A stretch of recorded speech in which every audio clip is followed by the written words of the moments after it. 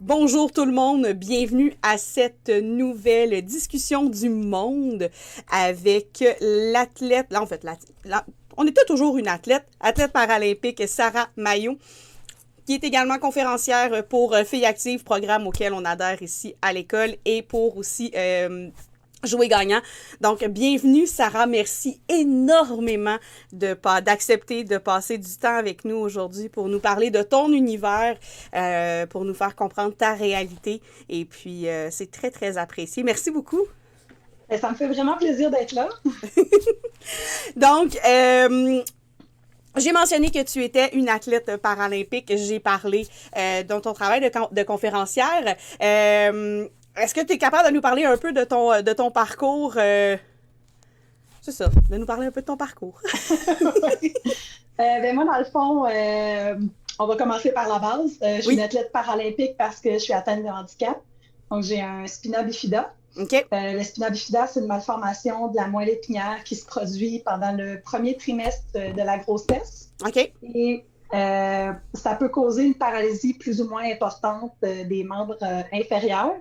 Il y a souvent des problèmes associés aussi comme l'hydrocéphalie. Dans mon cas, j'ai été chanceuse, je ne fais pas d'hydrocéphalie et la paralysie est partielle. Okay. Donc, à partir de la taille jusqu'aux genoux, la plupart des muscles sont fonctionnels, mais ne sont pas très forts. Les genoux en descendant, la plupart ne fonctionnent pas. Ceux qui fonctionnent sont vraiment très faibles.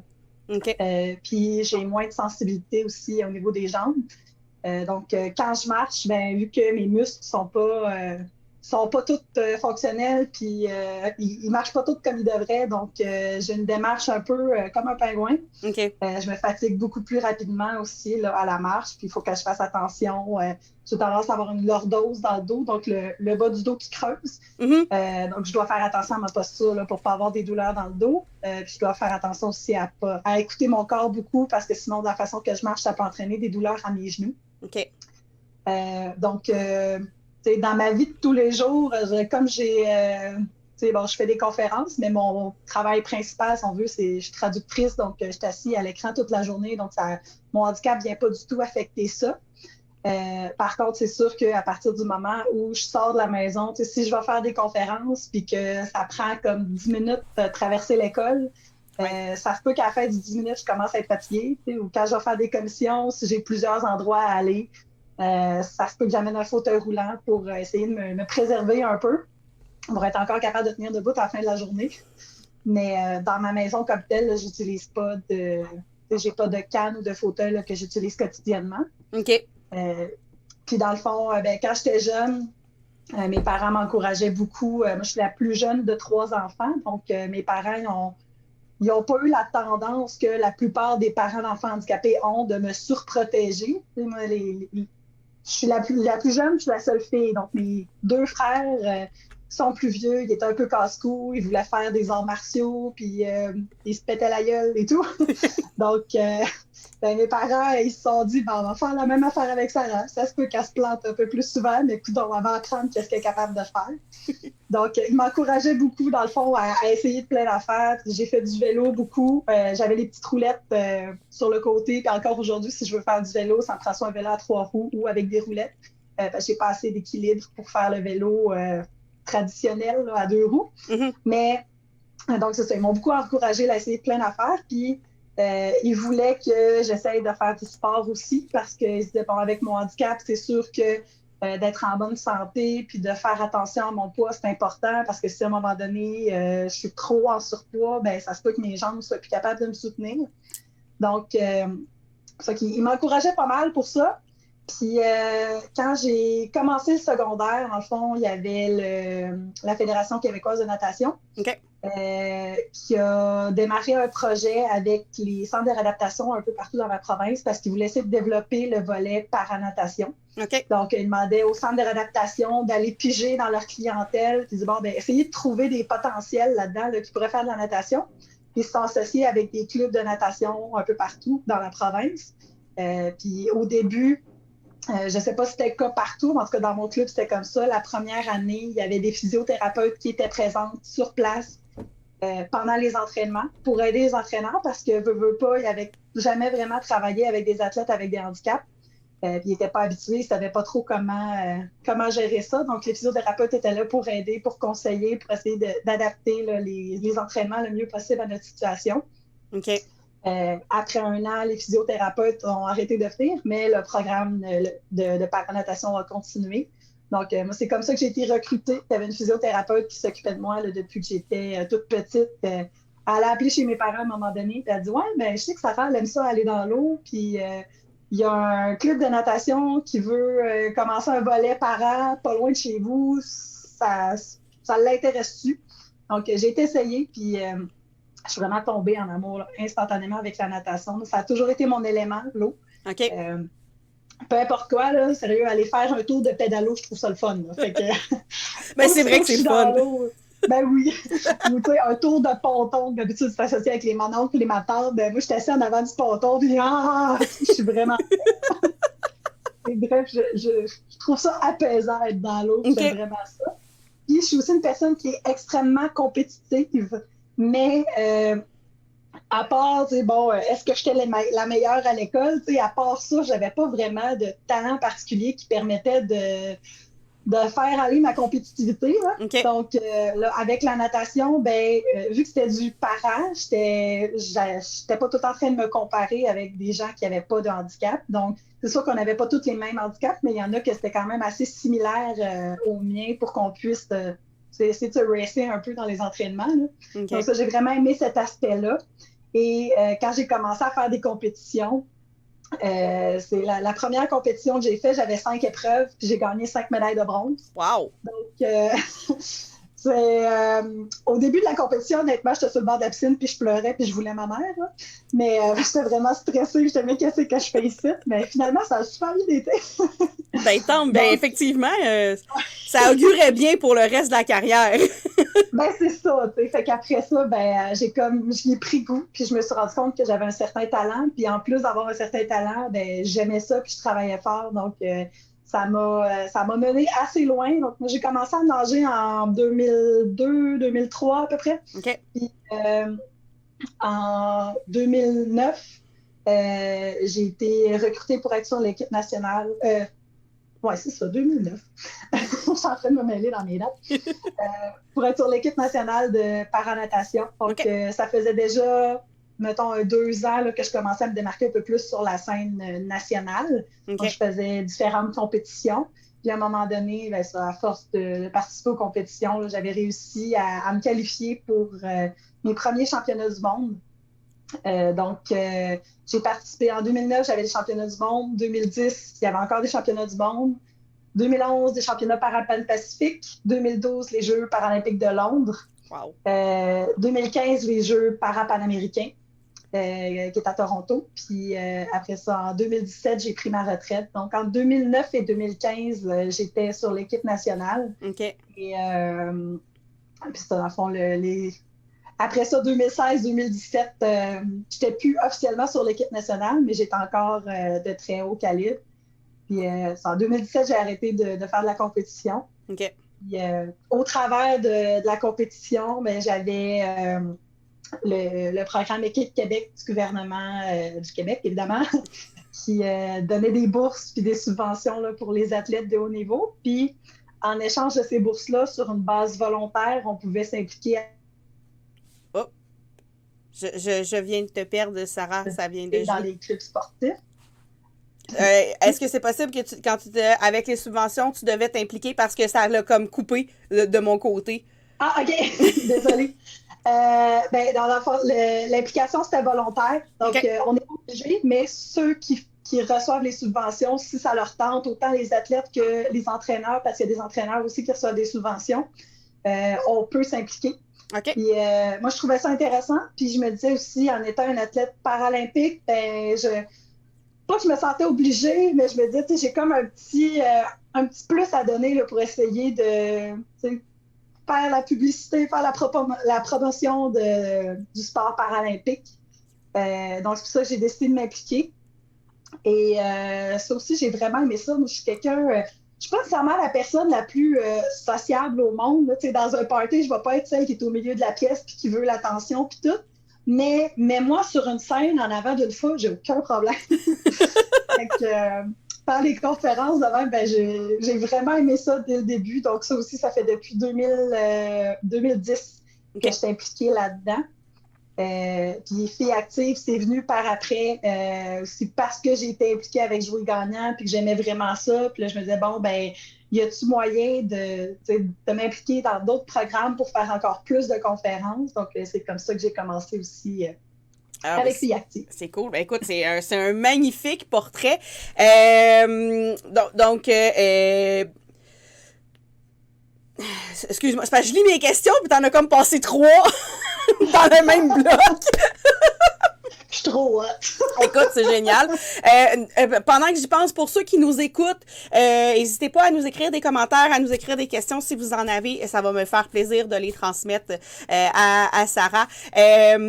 Donc, bon, rapidement, tu as parlé de la nature de ton handicap, le spina bifida, des adaptations un peu que tu devais avoir là, dans le cours de ta vie. Mais ça a été quoi le plus gros obstacle que tu as dû surmonter dans ton parcours en lien avec ton handicap? Je pense que c'est d'apprendre à gérer le regard des autres. OK. Parce que autant, j'aime ça attirer l'attention, mais ça dépend à quand. Donc, j'aime ça attirer l'attention pour les bonnes raisons. Donc, me faire remarquer à cause de mes performances sportives ou parce que j'ai fait quelque chose de hot, j'aime vraiment ça. Mais me faire remarquer juste parce que je marche dans la rue, c'est comme, j'ai pas nécessairement envie de me faire dévisager juste parce que j'ose montrer ma face dehors. Là. Donc, avec raison, là, c'est tout à fait légitime là, comme sentiment. Là. C'est ça. Il y a des personnes que le monde se revire dans la rue parce que c'est des personnes absolument magnifiques puis tout. Ça peut être flatteur. Mais je sais que je suis pas laide, mais je suis quand même pas au point de faire tourner les têtes. Là, fait que je sais que si je me fais fixer, c'est à cause de la manière que je marche. Puis ça, c'est une forme d'attention que j'aime pas. OK. Puis dans le fond, ben, c'est plus quand j'ai commencé à aller à l'école que je me suis rendu compte que j'étais pas normale, entre guillemets. Donc, là, il y a des enfants qui me posaient des questions. Puis, comment ça, tu marches de même? Puis au début, je leur disais, ben, je marche comment? Je suis normale. Je ne savais même pas moi-même. Je n'avais pas conscience de quoi j'avais l'air quand je marchais. Donc, il a fallu que, étant un petit peu plus réservée, il a fallu que j'apprenne à dealer avec ça. Puis, à accepter que oui, ça fait partie de la vie. Là, puis que malheureusement, la société est faite que ça va toujours m'arriver. Mais j'ai appris, dans le fond, à juste accepter ça puis à pas me sentir mal quand ça arrivait, dans le fond. Là. Puis j'ai appris aussi à répondre aux gens quand s'il y en a qui m'écœuraient. Ça m'est pas arrivé tant que ça parce que j'étais bien entourée. J'avais un de mes frères qui était proche en âge avec moi, qui était à la même école. Puis j'avais un groupe d'amis que tout le long du primaire puis du secondaire, on a toujours été ensemble. Fait que ça, j'ai eu la chance d'être bien entourée. Fait que ça faisait que les autres avaient peut-être moins tendance à m'écœurer, mais quand ça arrivait quand même, ben, il a fallu que j'apprenne là, à développer ma répartie pour leur montrer, dans le fond, ça me fait rien ce que tu es en train de faire. Là, puis j'ai plus de valeur que ce que toi, tu veux me donner. Hein. OK. Super. C'est un très beau message. Non, mais honnêtement, c'est vrai, c'est un beau message parce que des fois, on a l'impression que notre différence, c'est juste ça que les autres voient. Puis effectivement, je pense que pour tout le monde, c'est d'apprendre à passer par-dessus à passer par-dessus le jugement des autres puis se dire ce que moi je pense de moi, ça a plus de valeur que ce que les autres pensent. Fait que c'est un magnifique message. Ça a été quoi ton plus beau souvenir de compétition? Je suis curieuse de savoir, ça a été quoi ton plus beau souvenir de compétition? Parce qu'on s'entend que entre 2009 et 2015, tu t'es promené un peu partout sur la planète. T'as rencontré d'autres athlètes paralympiques. T'as vécu un paquet d'événements. Ça a été quoi le plus beau moment? Je pense que la plus belle compétition en général que j'ai faite, là, c'était... je pense, j'en ai comme 2. OK. Il y a au début puis à la fin de ma présence internationale, si on veut. Là, donc, le premier, c'est en 2009, quand j'ai réussi à me qualifier pour être sur l'équipe nationale. OK. Ça faisait longtemps que je travaillais pour ça. Puis, ma meilleure chance de me qualifier, c'était le 400 mètres libres, qui est ma spécialité. Et je me rappelle que le matin de mon 400 mètres libres, j'avais regardé, c'était quoi les standards qu'il fallait que je fasse. Puis mon temps d'inscription, donc mon meilleur temps avant cette compétition-là, c'était 4 secondes au-dessus du standard. OK. Puis, dans le fond, j'ai nagé le matin. Le matin, j'avais réussi à faire 4 secondes en bas du standard. Wow. Donc, j'étais tellement sur l'adrénaline à fond que j'ai baissé de 8 secondes. Le soir, en finale, j'avais rebaissé encore mon temps. Puis je me rappelle, là, normalement, en compétition, quand on a fini notre épreuve, on sort pas nécessairement par l'échelle sur les côtés de la piscine. Comme on se donne une poussée avec nos bras, puis on sort au bout de la piscine. Mais en finissant mon 400 mètres libre, je regardais le tableau qui était à l'autre bout de la piscine, puis je voyais le temps que j'avais fait, puis j'étais tellement énervée, puis je shakeais tellement, j'étais plus capable de rien faire. Mes muscles ne répondaient plus. Fait que ce shot-là, j'étais sortie par l'échelle. J'étais juste plus capable de forcer. Puis tu sais, je me rappelle aussi, j'étais à Edmonton pour cette compétition-là, puis mes parents étaient pas là cette fois-là pour me voir. Okay. Fait que là, j'avais pas encore de cellulaire à ce moment-là, fait que là, j'avais été sur le téléphone public Bell, là. Puis là, j'appelais chez nous, puis là, je pleurais ma vie. Là, j'essayais de dire à ma mère, j'ai réussi à faire mon standard, mais là, je pleurais tellement qu'elle comprenait rien. Fait qu'elle, elle pensait que je l'appelais parce que, tu sais, que je pleurais parce que j'étais triste puis que je l'avais pas vu. Fait qu'elle essayait de me réconforter, puis je faisais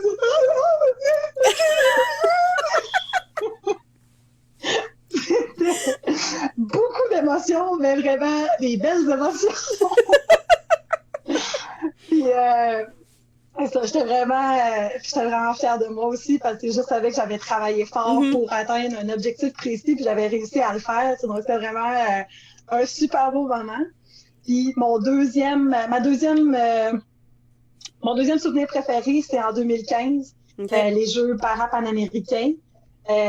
Donc, ça, c'était à Toronto. Puis, dans le fond, avant d'aller à Toronto, quand j'ai été à Londres en 2012, ça n'avait pas super bien été ma compétition. Okay. Puis après ça, j'ai comme commencé à avoir un espèce de blocage. J'avais comme le stress de performance. Puis ça allait pas nécessairement bien en compétition. Dans le fond, ça allait bien si on faisait une compétition intra-club ou régionale, qu'il n'y a pas vraiment d'enjeu. Ça allait bien. Mais aussitôt que j'arrivais à une compétition qui était un petit peu plus importante, puis que, tu sais, il y avait de quoi au bout de la ligne si ça allait bien, ben là, je m'écroulais complètement sous le stress. Okay. Puis, quand je suis arrivée, en 2015, la sélection pour les Jeux para-panaméricains, c'était une compétition quand même importante, mais c'était la sélection pour la grosse compétition et non la grosse compétition. Fait que ça avait été, c'était pas nécessairement parfait, mais c'était quand même assez bien pour me permettre de me qualifier. Okay.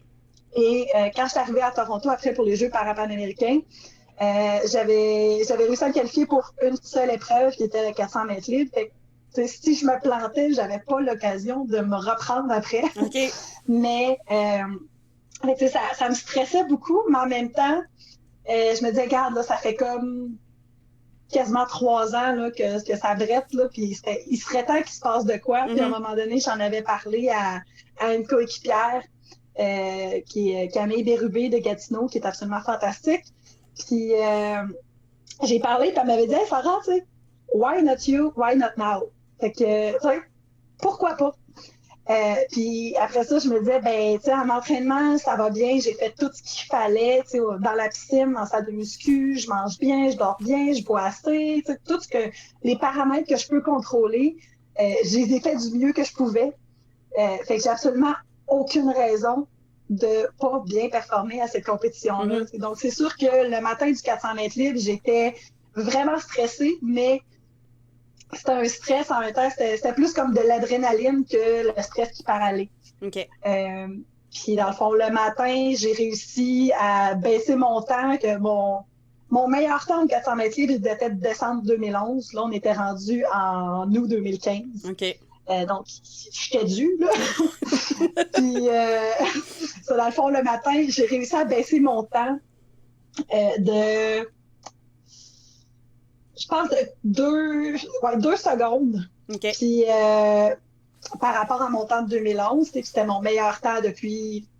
C'était la meilleure course que j'avais faite depuis longtemps, là. Oh, oui. Ça faisait longtemps que j'avais même pas été proche de mon meilleur temps. Puis là, quand je suis sortie de la piscine, encore une fois, là, pas capable de rien faire, obligée de prendre l'échelle, puis là, je shakais, puis j'étais rouge, j'avais chaud, je pleurais ma vie. Puis c'est mes coéquipiers qui étaient sur le bord de la piscine. C'est bon, quand on sort de la piscine en compétition, il faut comme faire tout un trajet. Donc, on commençait en sortant, on allait voir il y a comme quelqu'un qui prend un petit échantillon de sang pour regarder le taux d'acide lactique. Ça, il est censé faire des recherches puis tout. On allait voir aussi, il y avait la psychologue sportive de l'équipe qui était là, qui nous faisait remplir un questionnaire, comment on se sentait avant la course, puis pendant la course, puis après la course. Donc, il fallait aller là. Puis après ça, il fallait passer. Il y avait comme le couloir des médias, si on veut, là, que s'il y avait des journalistes qui voulaient nous parler, ils nous attendaient là. Mm-hmm. Puis après ça, on pouvait retourner sur le bord de la piscine ou dans les vestiaires. Et donc, on avait quand même un bon 5-10 minutes là, avant de se retrouver sur le bord de la piscine. Mais moi, je n'étais pas revenue encore de mes émotions après ça, 5-10 minutes-là. Fait que là, je suis arrivée, puis là, je pleurais, puis tous mes coéquipiers, tu sais, bon, ils savent à peu près c'est quoi mes temps, mais ils savent pas ça, tu sais, ils savent pas par cœur les temps de tout le monde dans chaque épreuve. Fait que là, ils savaient pas est-ce que je pleurais parce que j'étais déçue ou parce que j'étais contente. Puis il y en a un, tu sais, il me regardait, puis comme, oh non, qu'est-ce qui s'est passé? Puis il était comme, il voulait me réconforter. Puis il m'a dit, non, mais je l'ai eu, j'ai baissé mon temps. Puis j'étais... Mais ça, moi, je suis de même dans la vie. Quand n'importe quelle émotion, là, quand c'est un surplus d'émotions, ça finit en larmes. Fait que... Mais fait que ça, j'étais vraiment contente aussi parce que j'ai travaillé fort puis j'avais travaillé beaucoup l'aspect aussi psychologique. Que c'était ça qui était le problème depuis longtemps. Donc, j'avais travaillé beaucoup là-dessus. Puis là, enfin, mes efforts portaient fruit. C'était vraiment un beau moment. Puis le soir, pendant la finale, je m'étais qualifiée pour la finale. J'ai réussi à rebaisser mon temps encore de 2 secondes. Je m'étais classée 5e. Fait que j'étais vraiment, vraiment contente de ça. Puis c'était vraiment... tu sais, je me dis, ça a été ma dernière compétition internationale en tant que membre officiel de l'équipe nationale. Mais quelle belle façon de finir ma carrière sur l'équipe nationale. Dans le fond, là, c'était vraiment... c'était un beau moment. Puis j'avais l'impression un peu de comme... boucler la boucle. Là. Je fais ça avec un meilleur temps, puis vraiment une super belle compétition. Puis le reste de la compétition, après ça, j'étais sur le bord de la piscine, puis je pouvais juste apprécier le moment, puis regarder mes coéquipiers, puis encourager tout le monde. Puis vivre. Ça avait été une très belle semaine. Ben oui, ben c'est sûr. Tu vivre ça de l'intérieur aussi, ça doit être quand même assez particulier là, avec l'ambiance, puis rencontrer les athlètes des autres pays, puis tout ça, là, ça doit être assez... Le fait d'avoir une compétition de ce niveau-là, en tant que Canadien, qu'on fait la compétition au Canada aussi, c'était malade. Là. Ben oui. Je veux dire, on sortait de l'espace réservé aux athlètes, puis c'était comme, on était des vedettes. Là. Surtout qu'on avait la petite feuille Canada sur notre gilet. Là, c'était comme, oh, t'es une athlète, qu'est-ce que t'as mangé? Ça te vient d'été? Hey, je peux t'avoir une photo, je peux t'avoir un autographe. C'est comme, mon Dieu, mais calmez-vous. Mais c'est génial. Mais c'est valorisant aussi quand on se dit, tu sais, j'ai été reconnue pour... justement pour ma différence, pour le talent que ma différence m'apporte, tu sais, c'est cool ça aussi. Oui, ben ça c'était le fun, puis ça faisait changement d'autres compétitions. Ça permettait de voir l'évolution, dans le fond, de quand j'ai commencé ma carrière. J'arrivais sur le bord de la piscine, puis les gens se demandaient qu'est-ce qu'elle fait là. Ouais. Tandis qu'à la fin, c'est comme, t'es-tu une athlète, t'es-tu bonne, tu sais, comment ça va? Fait que c'est vraiment une différence là, de la manière qu'on était abordé qui était vraiment cool. Ben oui, c'est sûr. Qu'est-ce que tu aimerais déconstruire comme stéréotype en lien avec les personnes qui vivent avec des handicaps, que ce soit des handicaps physiques visibles ou non, parce que, bon, tu sais, la cécité ou la surdité, ce sont des handicaps qui sont physiques, mais qui sont invisibles d'une certaine façon. Qu'est-ce que tu aimerais défaire comme stéréotype en lien avec ces gens-là? Ben, je pense qu'il y en a deux qui m'affectent personnellement plus souvent. Premièrement, c'est pas tout le monde qui a un handicap physique, qui a un handicap intellectuel. Je pense que c'est quelque chose d'important à savoir. Puis, parce que veux pas, les gens agissent pas de la même façon avec toi s'ils pensent que tu as un handicap intellectuel. Ça m'est arrivé souvent. C'est bon, si j'allais à des entrevues, par exemple, pour un emploi, ben, le monde il me voyait arriver, puis tout de suite, comme, oh, je suis pas sûre. Ou bien, quand je commençais à magasiner des apparts pour déménager de chez mes parents, j'avais jamais fait ça, puis je me disais, bon, ben, pour venir m'aider, je vais demander à ma mère de m'accompagner, puis il y a peut-être des choses qu'elle va penser que moi, je ne sais pas, tu sais. Et les propriétaires, souvent, ils parlaient à ma mère et non à moi. Moi, je suis comme, hey, salut, je suis là, c'est moi qui va louer l'appart, c'est moi qui va le payer avec mon argent. S'il y a un problème, c'est moi qui va t'appeler. Si toi, tu as un problème, tu vas m'appeler moi. Peux-tu me parler à moi, tu sais? Ça, c'est quelque chose de vraiment frustrant, tu sais. Puis même quelqu'un qui a réellement un handicap intellectuel, il y en a qui sont capables d'être complètement autonomes aussi, puis qui sont capables d'avoir un travail, puis un appart, puis de gérer leur vie. Mais, fait que, c'est que tu penses que la personne a un handicap ou non, il ne faut pas prendre pour acquis que parce qu'il y a un handicap physique, qu'il y a un autre type de handicap aussi. Puis, même si, finalement, le handicap intellectuel aussi, ben, essaye de voir, essaye de jaser avec la personne, puis tout, avant de prendre pour acquis que c'est une personne qui n'est pas autonome, puis qui n'est pas capable de gérer ses affaires. Fait que ça, c'est le premier que je trouve important. Puis, le deuxième, arrêter de penser que les personnes handicapées, c'est des personnes qui restent chez eux, puis qui font rien de leur vie, puis qui encaissent leur chèque d'aide sociale à tous les mois, puis que c'est ça leur vie, là, qui regardent la peinture sécher ses murs, puis qui font rien. Là. La grande majorité des gens que je connais. Je veux dire, t'en es la preuve vivante, là. C'est ça, tu sais, c'est sûr que je suis dans le contexte dans lequel j'ai grandi, ça fait que j'ai connu beaucoup d'athlètes, mais la plupart des personnes handicapées que je connais, ben, ils ont un travail, ils ont des loisirs, ils ont des familles, ils ont un conjoint, des enfants. Puis, si jamais il y en a qui sont sur l'aide sociale, ben, ça ne veut pas dire qu'ils restent chez eux toute la journée non plus. Ils s'impliquent dans la société quand même, mais de d'autres façons, peut-être avec du bénévolat, soit dans des organismes ou dans des comités. Donc, c'est pas parce que la personne n'est pas capable d'occuper un emploi traditionnel que c'est un boulet de la société, dans le fond. Oui.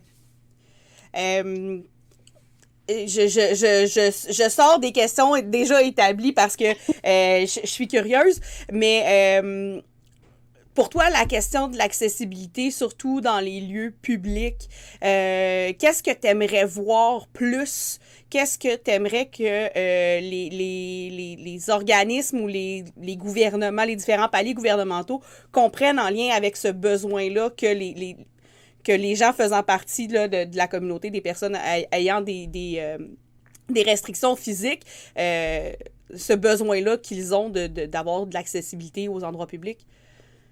Je pense que pour que les gens puissent justement s'impliquer, faire partie de la société, c'est important qu'ils soient capables d'aller aux endroits qui ont besoin. Il y a un exemple vraiment niaiseux, mais j'ai une de mes amies proches.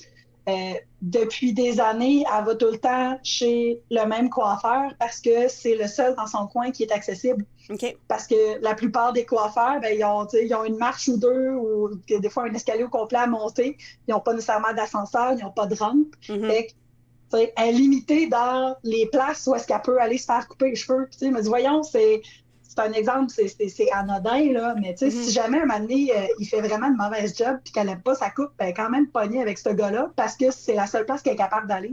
Ouais. Puis il y a des affaires, des fois, je pense qu'il y a des bonnes intentions, mais il y a un manque de connaissances. Okay.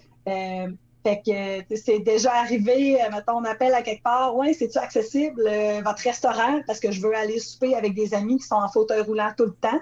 T'sais, moi, à la limite, si c'est pas accessible, je suis quand même capable de, je plie mon fauteuil roulant, je le monte dans les escaliers, je suis capable de faire ça, mais la plupart des personnes en fauteuil roulant sont pas capables de faire ça. Donc, tu dis, oui, il n'y a pas de problème, c'est accessible. On arrive, il y a 2 marches.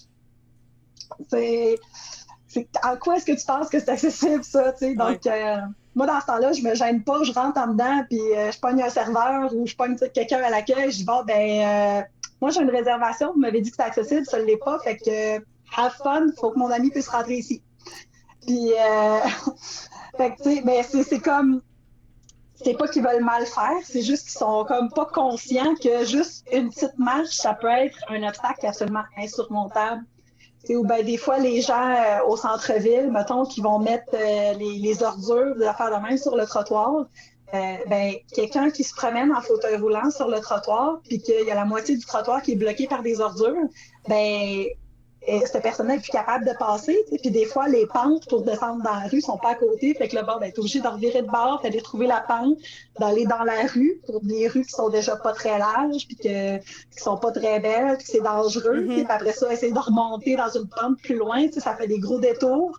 Puis ça met les personnes en danger aussi. Ben oui. Donc, tu sais, c'est des petites choses comme ça que les gens qui ne sont pas en contact régulièrement avec des personnes handicapées, ils pensent pas. Fait que je pense qu'il y a encore, il y a beaucoup de travail de sensibilisation qui a été fait depuis plusieurs années, mais je pense qu'il y a encore de la job à faire là, pour améliorer ça, pour que ce soit réellement accessible pour tout le monde, que tout le monde soit capable d'aller où est-ce qu'ils veulent, autant pour les loisirs que pour le travail, que pour n'importe quoi. Là. Ben, aussi simple que les gommes, les cacas d'animaux, puis le vomi sur le trottoir. Chien, là, ça m'est déjà arrivé, puis je peux confirmer que c'est vraiment pas le fun.